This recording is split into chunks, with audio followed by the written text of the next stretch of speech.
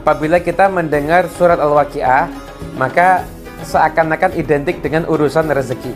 Apakah benar seperti itu? Mari kita cek. Pada kesempatan kali ini saya akan membahas tentang keutamaan surat Al-Waqiah dan nasihat ulama yang berkaitan dengan surat Al-Waqiah itu sendiri. Diriwayatkan oleh Imam Ibn Mardaweh, Imam Abu Ya'la, dan Imam Al-Baihaqi bahwasanya Abdullah bin Mas'ud beliau meriwayatkan, sami'tu Rasulullah sallallahu alaihi wasallam yaqul, man qara'a suratal waqi'ati kulla lailatin lam tusibhu faqah abadan.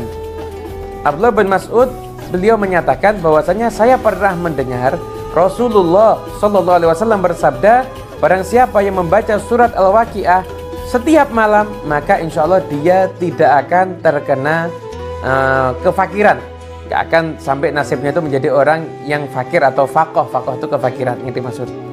Kemudian juga Ibn Mardaweh meriwayatkan daripada Anas bin Malik. Bahwasanya Anas bin Malik meriwayatkan bahwasanya Rasulullah SAW bersabda, suratul Waqiah suratul ghina, faqra'uha wa'allimuha awladakum. Surat Al-Waqiah itu adalah surat kekayaan. Maka bacalah surat Al-Waqiah dan ajarkan kepada anak-anak kalian. Imam Ad-Dailami dari Anas bin Malik juga sama, bahwasanya beliau mendengar Rasulullah SAW bersabda, alimu nisa'akum suratul Waqiah fa innaha suratul ghina. Ajarkanlah istri-istri kalian, anak-anak perempuan kalian surat Al-Waqiah. Kenapa? Karena itu adalah surat kekayaan.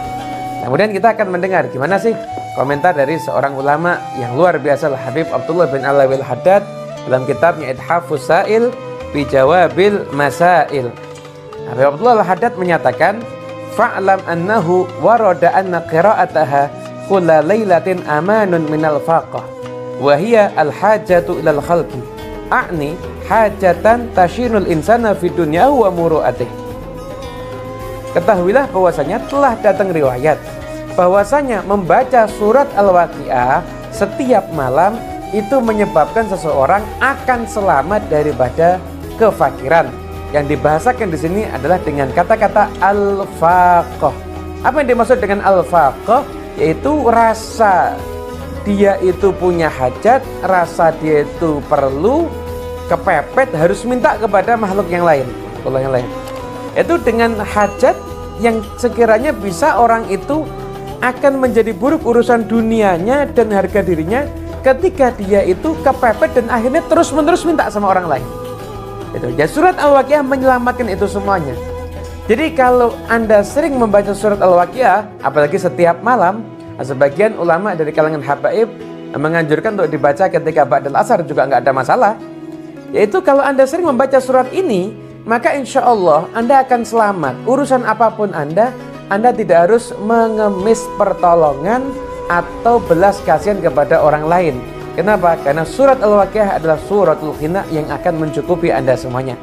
Bagaimana juga dikisahkan, di sini juga disebutkan, qad qila li Ibn Mas'ud radhiyallahu anhu 'inda mautih, tarakta auladaka fuqara. Ada ucapan yang sampai ke Abdullah bin Mas'ud ketika beliau itu menjelang wafatnya, mengatakan, kamu tuh telah meninggalkan anak-anakmu dalam keadaan miskin. Maka beliau menjawab, ma minhum ahadun illa waqad a'taituhu kanzan wa huwa suratul Waqiah.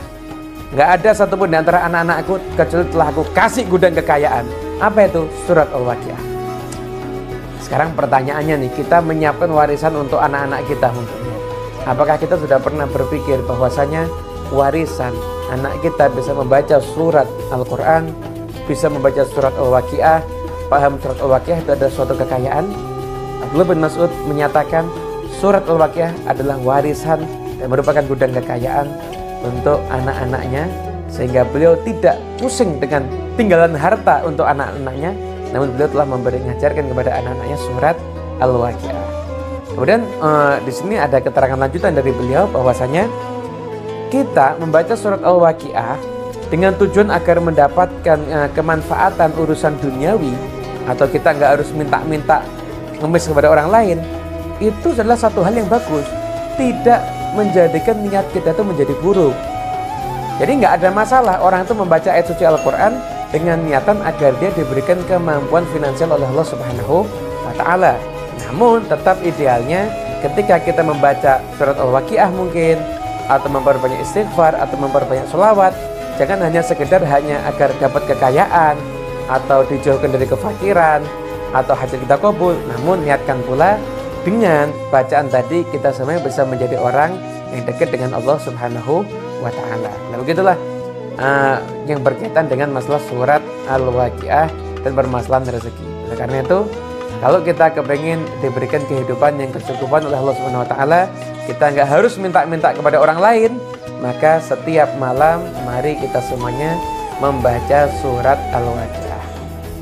Kemudian kadang-kadang masih ada yang bertanya lagi, Habib, Ustadz, saya sudah baca surat Al-Waqiah, kenapa kok rezeki saya itu masih belum lancar?